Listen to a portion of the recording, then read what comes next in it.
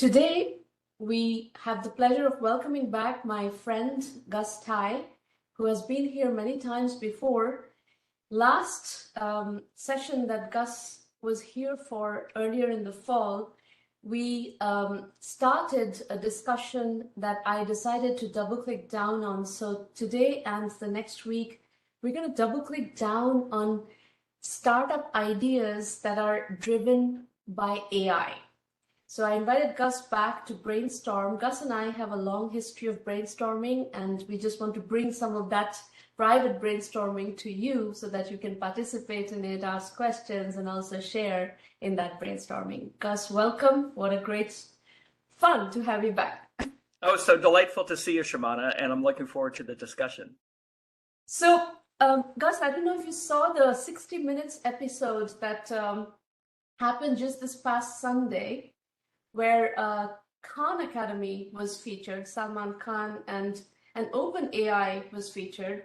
So it was a combination series episode between OpenAI displaying what their new technology in online tutoring and teaching is, and what Khan Academy is doing in their pilots. I think they have about 260 pilots going on in American schools right now, and this, AI-aided teaching / tutoring use cases are developing very well, and the OpenAI technology is lending itself very well to that particular use case. So a teacher who was featured in this episode was saying that before she could provide personalized writing coaching, to maybe a handful of students, but in a class of 100 students, she couldn't really provide that level of personalized guidance.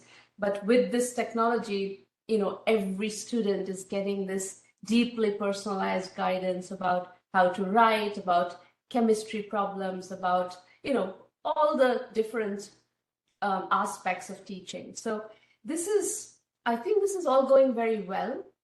Now, the question that I want to put on the table for us to discuss is, Khan Academy is a non-profit, heavily funded by Bill Gates and, the who's who of the philanthropic world.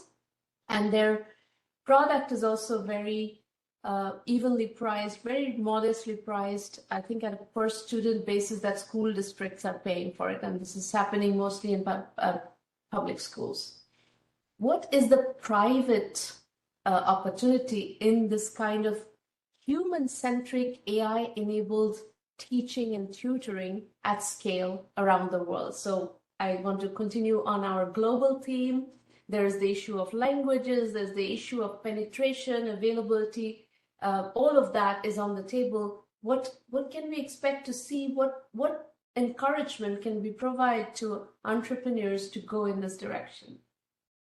Oh, for sure, Shamana. And I think education is a wonderful area that will benefit and thrive because of AI. And last conversation, we talked about some of the liabilities of generative AI.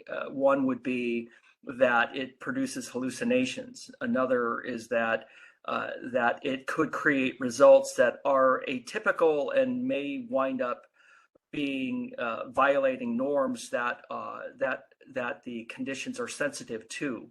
In the context of education and generating information, it's about learning. And so if you can have a teacher that is fatigueless, that is constantly generating information, and the process of education is to discern what is helpful, what is not helpful, what is true, what is false, actually the hallucinations can be helpful as part of the educational process if the student and organization understands that there can be hallucinations. So great application.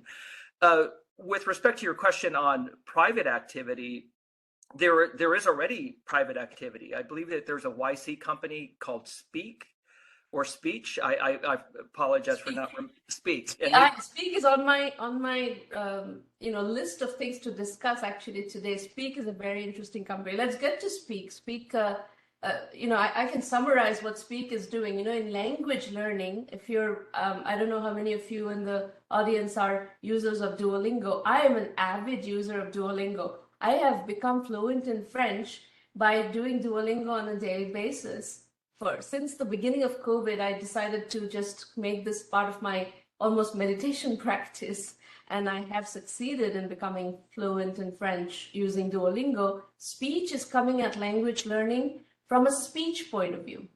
So their thesis is that children learn a new language through speech. They don't learn through grammar or writing or reading. They learn through speaking, and that's the pedagogy that they are basing their language learning methodology on, which is very different from Duolingo. But yes, that's an interesting one. And the reason I like that one is that what AI is highlighting, and Duolingo has a wonderful AI strategy as well. However, they're an incumbent that was designed before the rise of AI. So you could view speech as a native AI education language program. And so they've been able to discern, how do we take advantage of this infinite patience, infinite generation type of capability?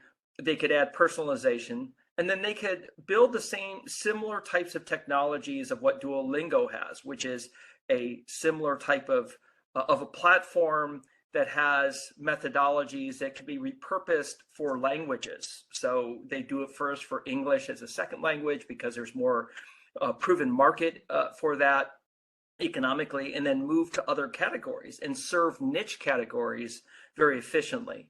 So when you were asking about what are trends for privatization of these areas, especially in education, I think that, once again, when I look at startups, I just think of what is the value chain of that's involved with delivering product market monetization fit, and what are the steps that now can be assumed to be infinitely cheap and infinitely basically free and infinitely scalable, and can AI be applied there? And then secondly, if there's enough opportunity, can the whole process chain be redesigned? This is an example. So Duolingo has introduced this Lily as the speaker, one of the characters that will speak to you and have these short AI conversations. It's a beautiful application. That's an incremental application. And then Speak, the way that I don't know the company, but the way I interpret it from reading about it, said, hey, we could have a completely different approach. Let's approach it the way that children learn from a model-free reinforcement way of building a language model, speaking. So that wouldn't have been possible without the multimodal capability of generative AI. It wasn't possible, but now it is. So, I want to double click on English as a second language. In March, my father, we were in India, and my father took us to see a school in rural West Bengal, about quite far from Calcutta, which is the main metropolis in that region. And these rural Indian towns and villages are not places where English as a second language is that common, fluent English as a second language. And we were blown away by these 9th grade kids who were giving us tours of their labs and their learning process, and they were so enthusiastic, and the whole thing was in fluent English. So, it kind of made me wonder, however, as a result, for the kids of this school, which is highly unusual in a remote place like that these kids are getting access to a level of knowledge that is the internet's level of knowledge, which is largely in English, which most places don't have that kind of access, remote places. So English as a second language, if it can be scaled, in some way, whether it's with the Speak methodology or the Duolingo methodology or both, or a combination of both and variations of that, this is a very high potential area. And I think there are nuances from what is the original language from which this English as second language applications are derived, right? So in the case where we were, the original language would be Bengali, the vernacular would be Bengali, and English is the second language. In India, there are 24, 25 other languages and many dialects. Africa has a number of languages to work with. East Asia, all over the place. Latin America, Spanish mostly. So I think there's private opportunities in all of those permutations and combinations to build English as a second language applications. That's one observation I have.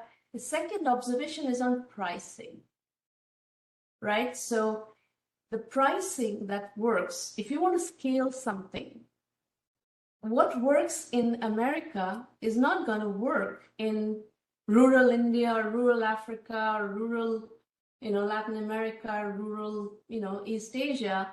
All of that needs to be priced at a much lower level. So that already puts a differentiation in and a go-to-market strategy that has to be somewhat different.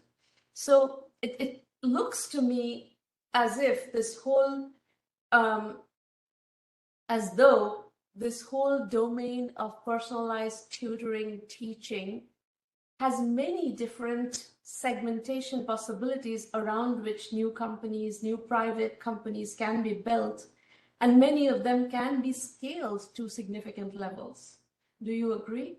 I absolutely agree, Shamana, and I think entrepreneurs would benefit by looking at past similar industrial developments as inspiration for what can happen. So I could view this similarly to the rollout of mobile, the rollout of the internet, the rollout of PCs, where there are elements of the infrastructure of this capability. This capability is intelligent automation. It's and you can expect it to get cheaper and cheaper and cheaper, just like you could expect a microprocessor to become more powerful and less expensive every couple of years or on an ongoing channel.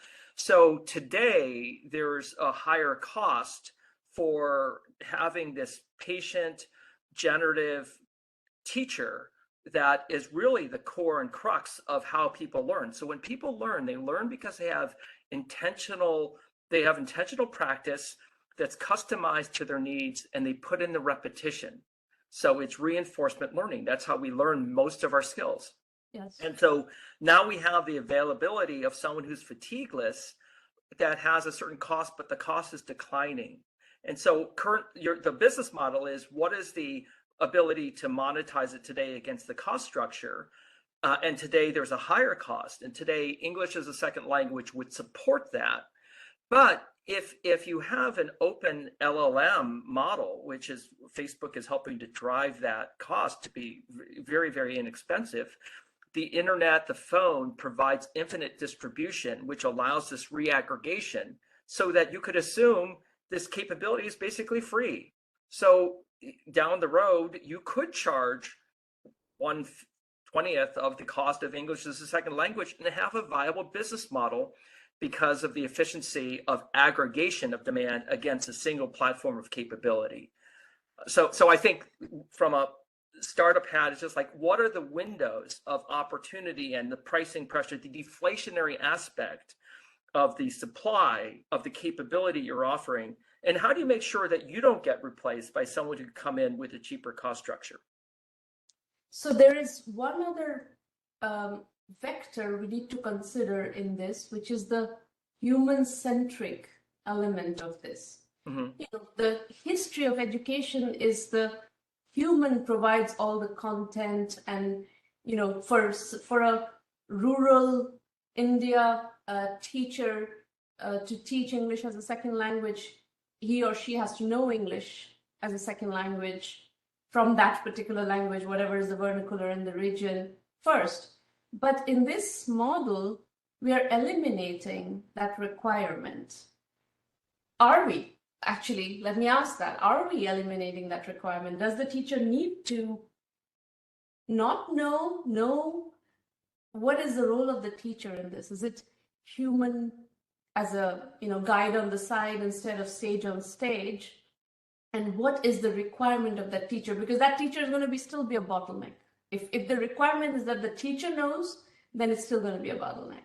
Yeah, and from my standpoint, I think that So in this context, there's a lot of research, and whether the research has been done really effectively. The dilemma with psychological research is a lot of it's not replicable, but it's common sense and resonates that when a teacher is attuned to the needs of a student, the student, and believes in the student performs better. Like, that seems reasonable. Yes. And there's a lot of research that indicates that.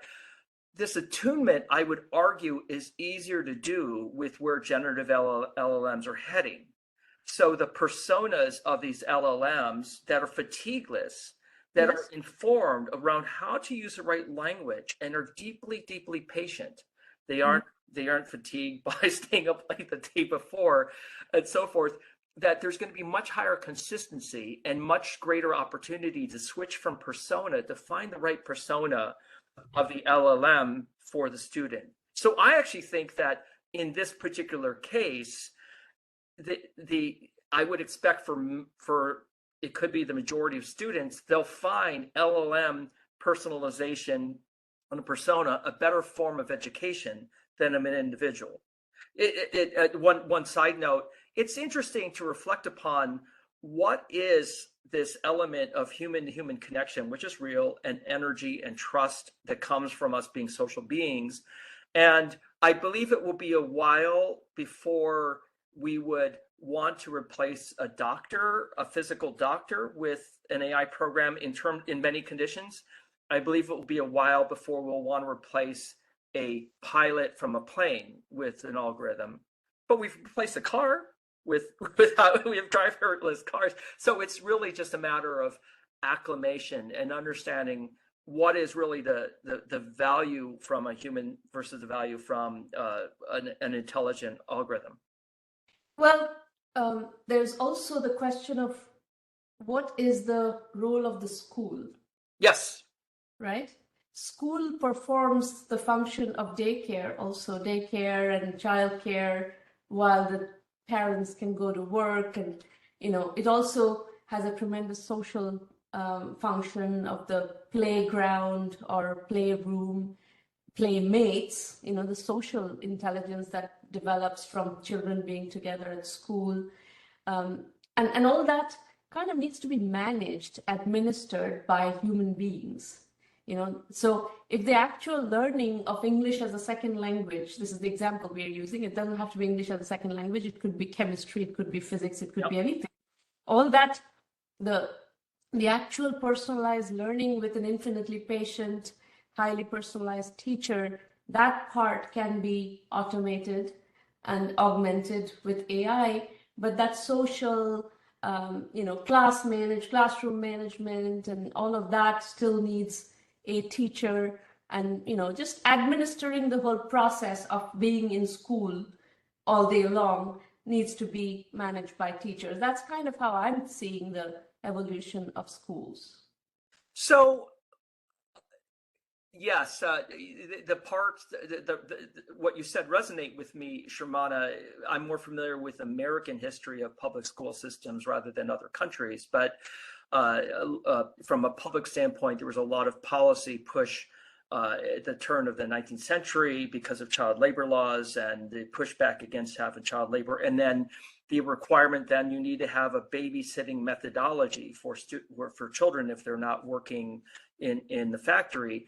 And so, but I think the babysitting is a function of public schools historically, among other things. It's a function, perhaps, but and then we also want, as parents, to have children develop emotional and social intelligence. Yeah, exactly. I would just argue that I'm not sure the schools have had as an intentional curriculum the teaching of social intelligence.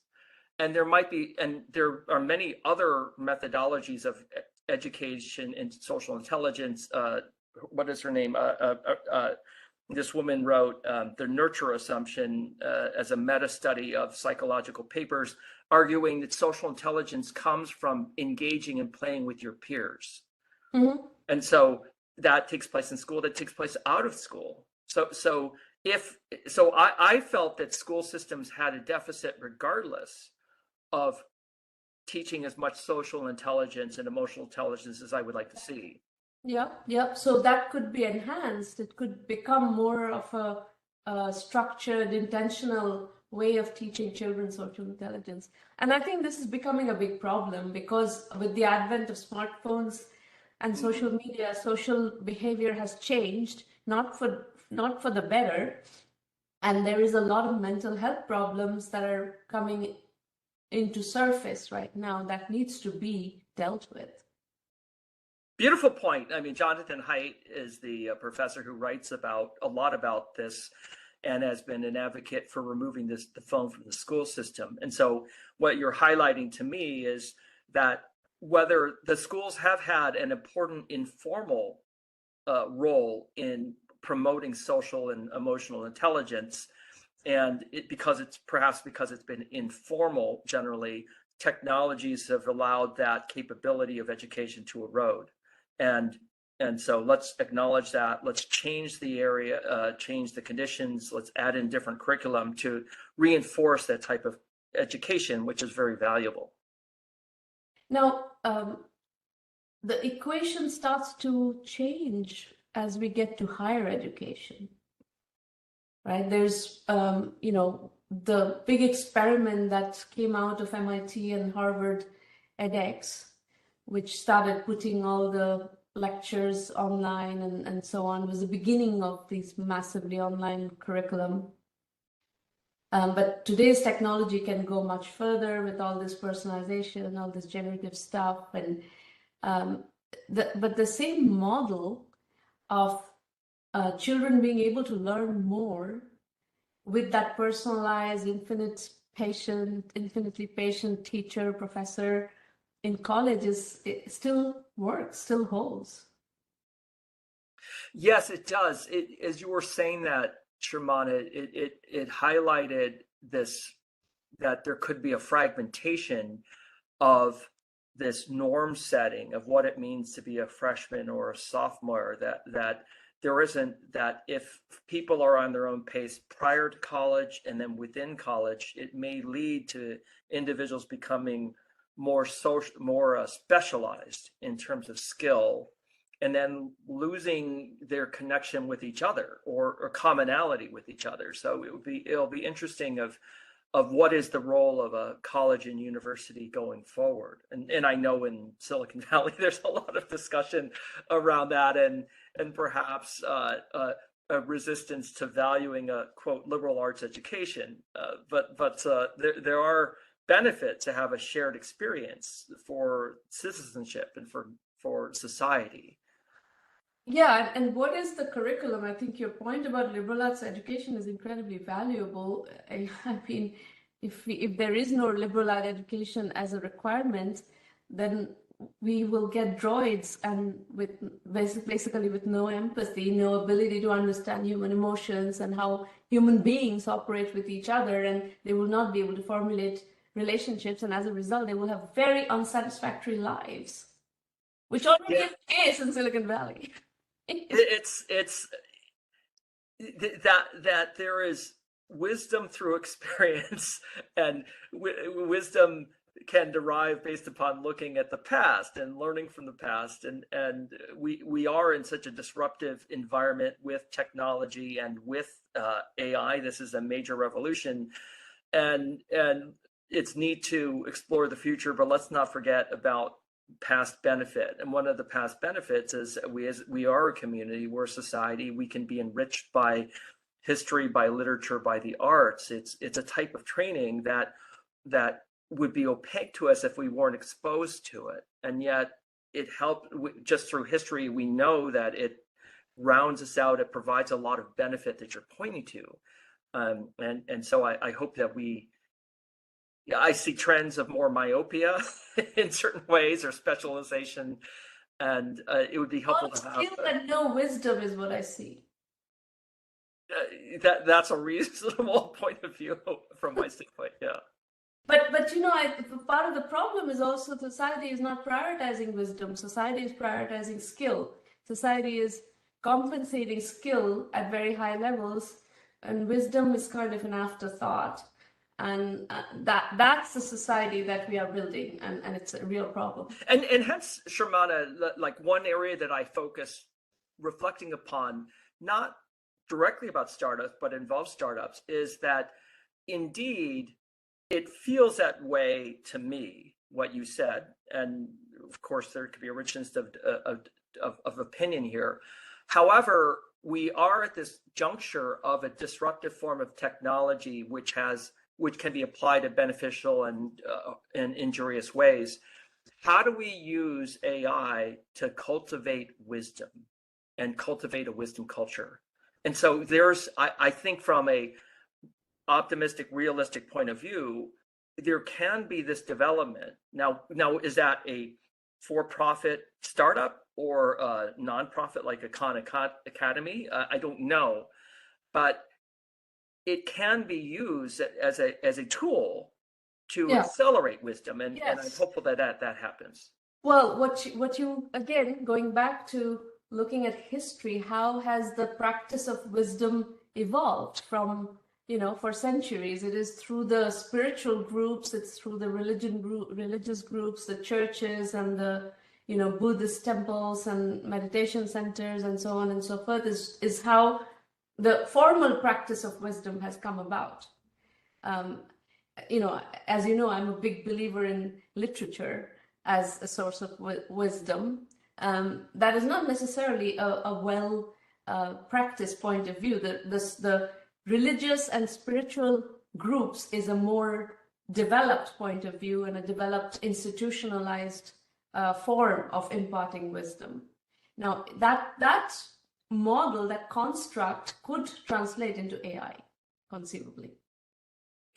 Or having AI augment or help to distribute, help to reformat to make it more approachable. Exactly. So for sure, and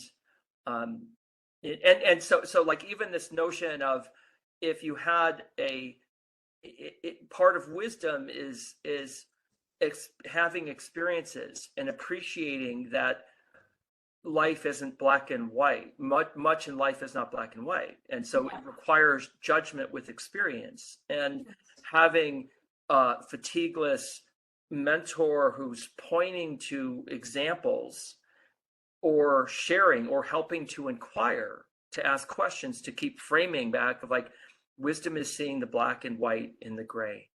What is the black? What is the white? And how do you hold both and discern and render a judgment against ethics and values that are wholesome?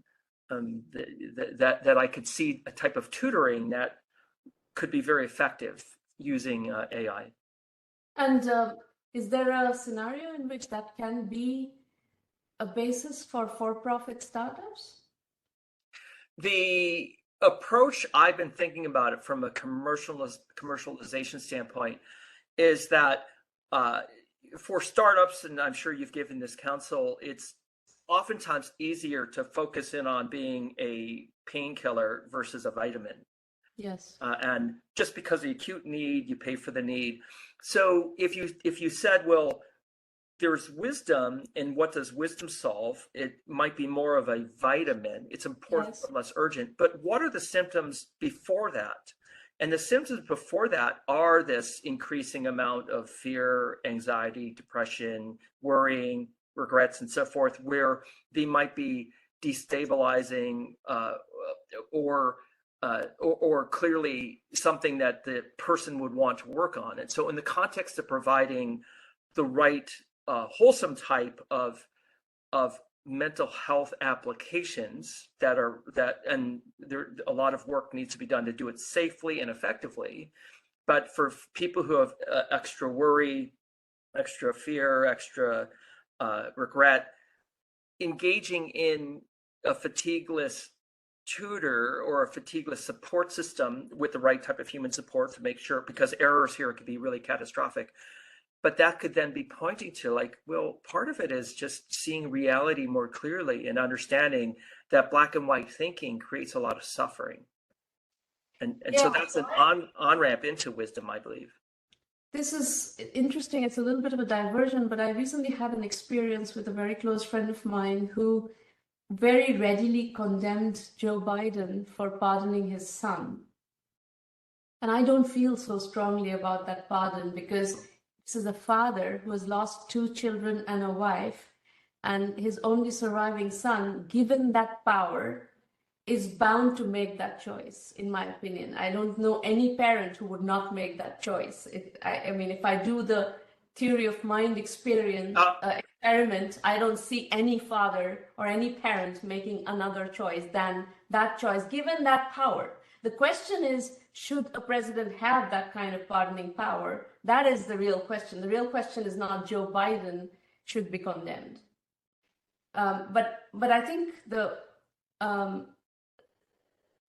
point that you're making about black and white thinking is something that is worrying me greatly.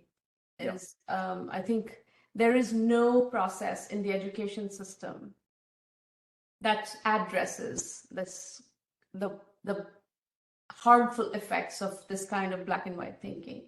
Highly judgmental, easy to jump to, and this is also comes from the,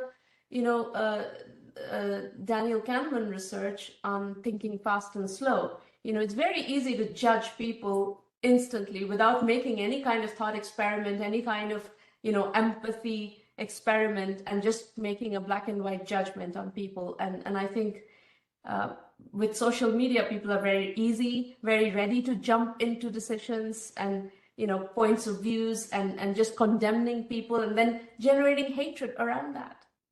Yeah, and what I would add, Sharmana, and this is what I cover in the course that I teach, and that is that Kahneman is highlighting that the human operating system has both capabilities. It needs to, through adaptive reasons or whether it needs to, it just does fast black and white thinking, and then more gray type of thinking. And there are situations when black and white is helpful. So when I like to highlight, when you're driving down the street and you see a red light or a stop sign, you stop. Absolutely. You don't reflect upon it. That's a right application of that heuristic. However, if you believe that the world is more complicated and rich, and I think what history shows is that it is, then that requires a slowing down and seeing more sides, seeing different points of view, and then realize with humility, we have incomplete information. We've incomplete capability for assessing. And so from the standpoint of just knowing, we don't know. Like what we don't know is infinitely larger than what we do know we know, and what we know we don't know. And so in this realm of inputs and causality, can we pause and say, we have an incomplete understanding of this, and this is the best I can do in this moment.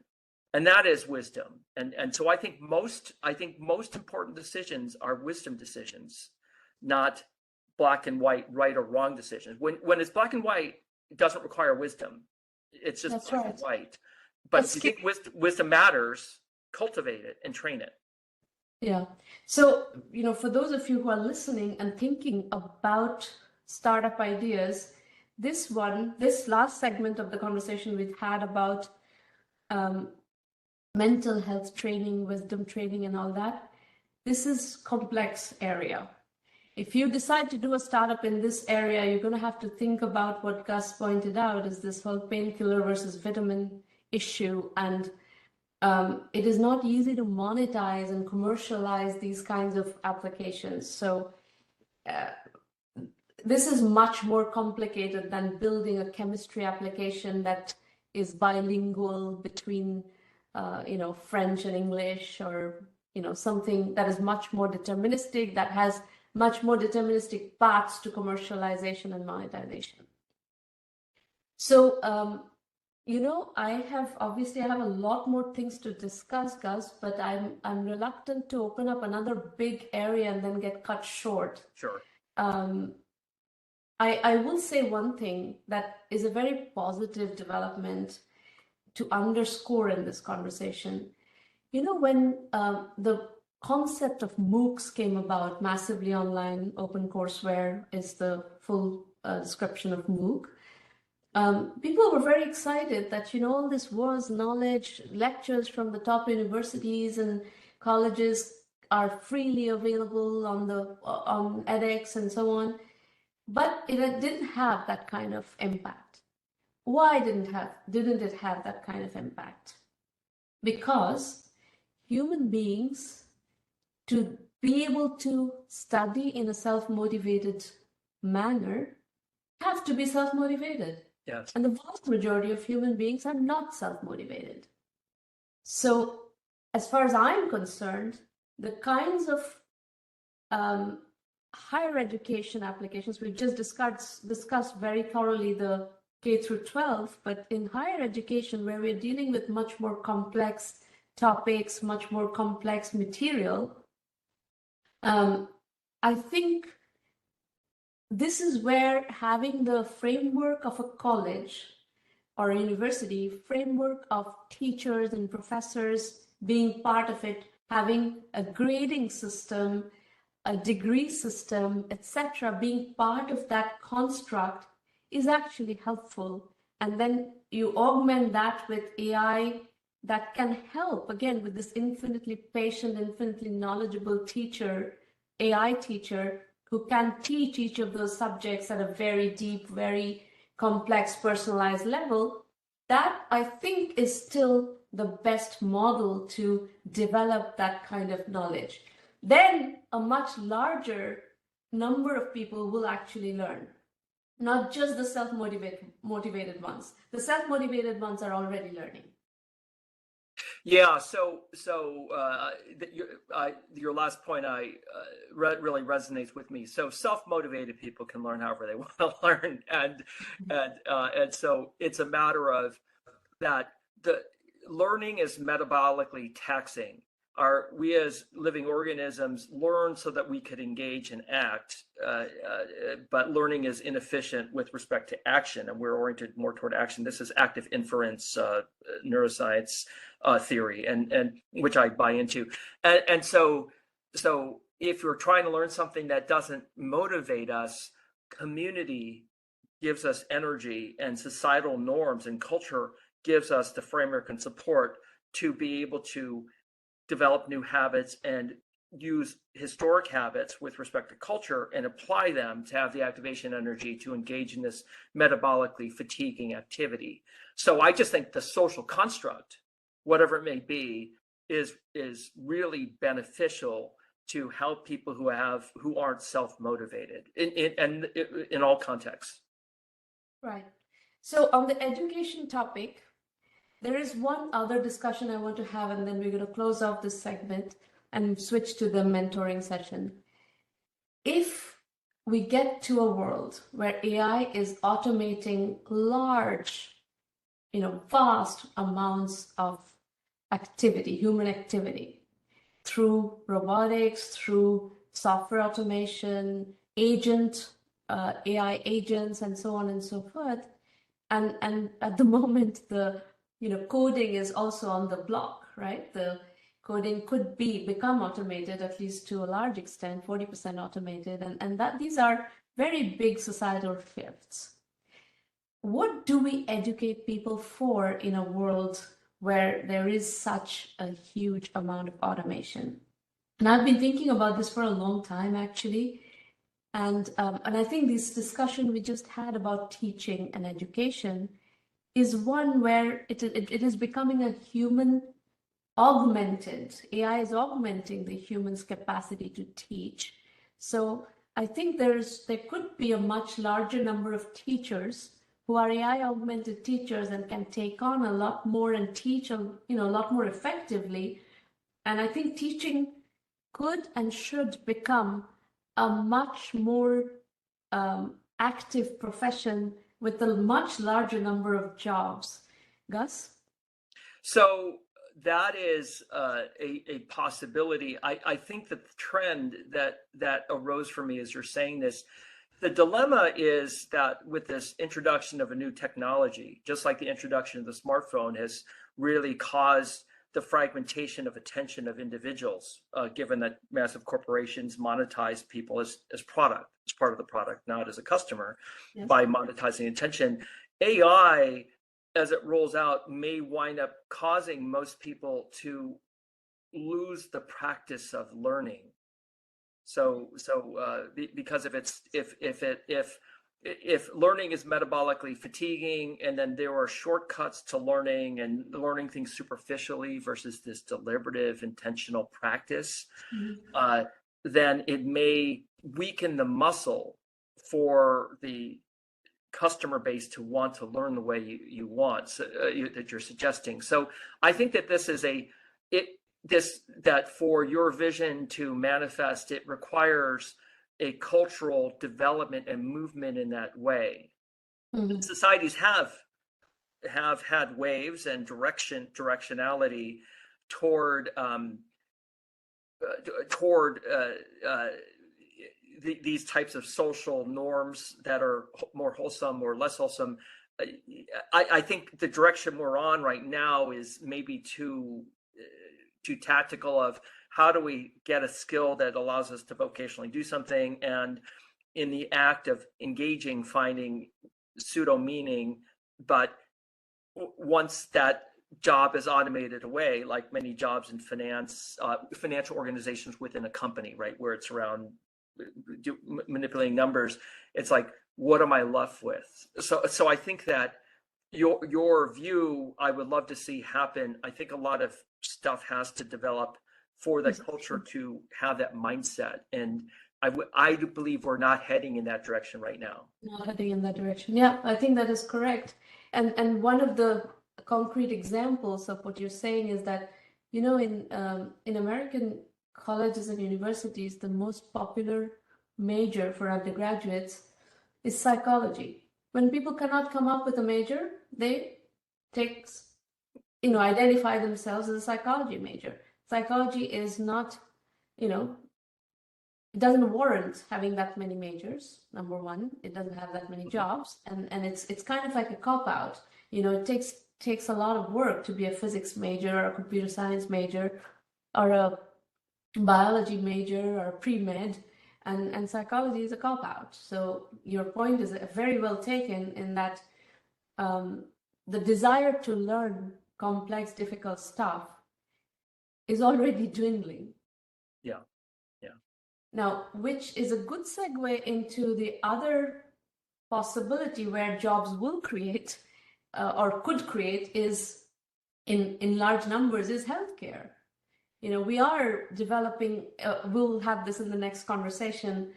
We will dive into healthcare next time. Healthcare is developing very well. And there is a very real future possibility where AI-augmented healthcare is going to be far superior than where we are today. Absolutely. And many more people can provide healthcare augmented by AI. So that's another class of jobs, but it will require studying biology. It will require understanding. You can take the shortcuts and the AI augmentation, but you still have to understand biology. You have to still understand some of the basics of how things work in the human body to be able to provide healthcare. So, all right, well, we're going to wrap up there, Gus. That's great, as usual, as I expected. I will see you tomorrow. Yep. And we'll continue next week. Thank you, Shimada. Bye.